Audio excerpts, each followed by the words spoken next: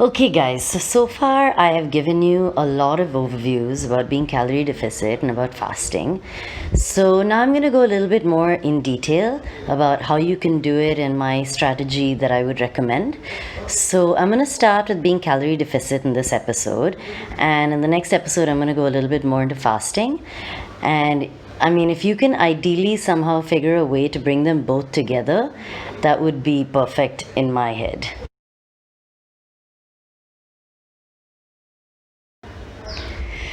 So I've been following this guy called Jordan Syatt. He's pretty cool. You guys got to check him out on YouTube.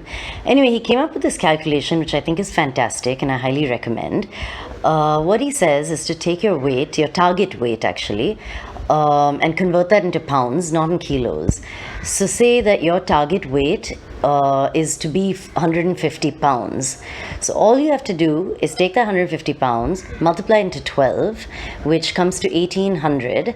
So that is the amount of calories you should be taking every day. So that would be your calorie intake. So which means that now in my experience, I find it hard to do a standard of, if my number was 1800 calories a day, to do 1800 every single day. So what I would do is that, I would do a little less on some days, a little bit more on some days, things like that. So in that sense, you kind of, in the end, it sort of balances itself out. So that way, if you have a good weekend coming up, you're going out with friends, you're going to have a few drinks, your calorie intake is going to be a lot more. So you plan like a few days before that for your calorie intake to be a little bit less. So then you can, make up for that over the weekend and have a little bit of fun. So this is one way of doing it. It's a really simple math to figure out what your 1800 calorie intake should be.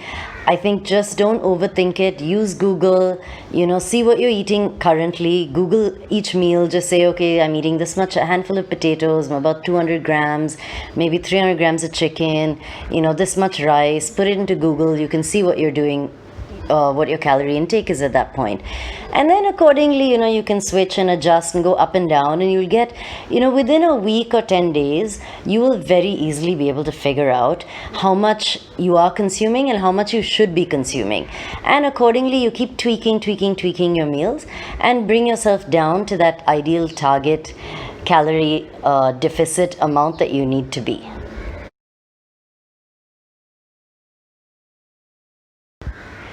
So the other thing that I recommend is to definitely not keep looking at the scale every single day.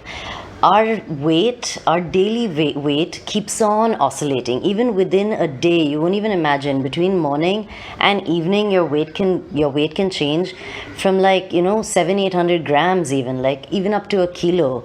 So if you look at your weight daily, you are going to get stressed out and feel like nothing is happening. So what I would recommend, definitely do weigh yourself, because it's a good way to know whether you're improving or not. But because there's so many things that are dependent on your body's weight, from your salt intake, you feel bloated, there's stress, even if you don't have a good poo that day. If you drink a bottle of water, that entire bottle is in your body, and that's gonna bring your weight up again. I definitely recommend, for sure, when you do weigh yourself, to do it first thing in the morning, as soon as you get up, before you consume anything, even water. So that's, you're properly digested, full on weight at that stage. And keep that same time or that same sort of habit, and every day weigh yourself, and that's fine. I don't mind you weighing yourself every day. But don't compare day one to day two. Instead, I would actually recommend, if you have the time and the effort and you want to do it, like say today is the 1st of September, I would compare it 1st of September to the 1st of October, 2nd of September to 2nd of October, and so on and so forth. That is where you're actually going to see how much you've gained or lost. But if you do follow these diets, I'm pretty sure you're not going to be gaining. You are 100% going to be losing.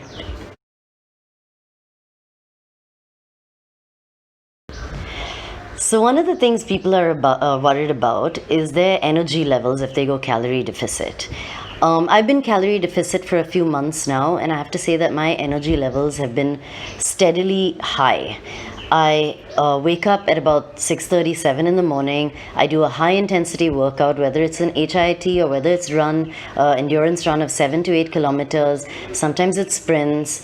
It's completely not affected that at all. In fact, I've been performing at my peak right now. On top of that, I have a full day. I used to get, that afternoon post lunch sleepy feeling, and that's completely gone. I don't get sleepy anymore. I'm in fact shooting right now, middle of the afternoon, post lunch, and I'm feeling completely fine. So, I have to tell you that that is one of the things to most definitely not be concerned about. Your body already has enough stores of calories, and knows where to draw the energy from to give you a full day and give you the ability to not have any issues with energy drops. So don't keep that as a concern.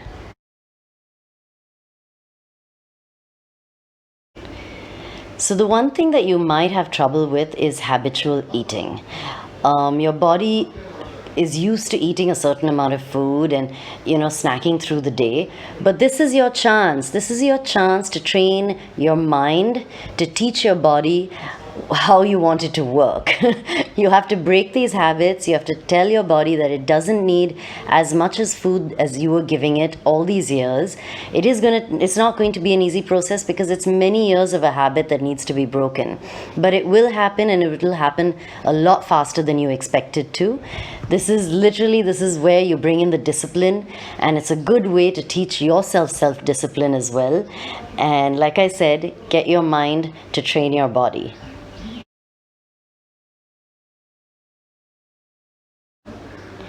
So, on that note, good luck. Hope it goes well. Drink lots of water and look out for my next video on fasting.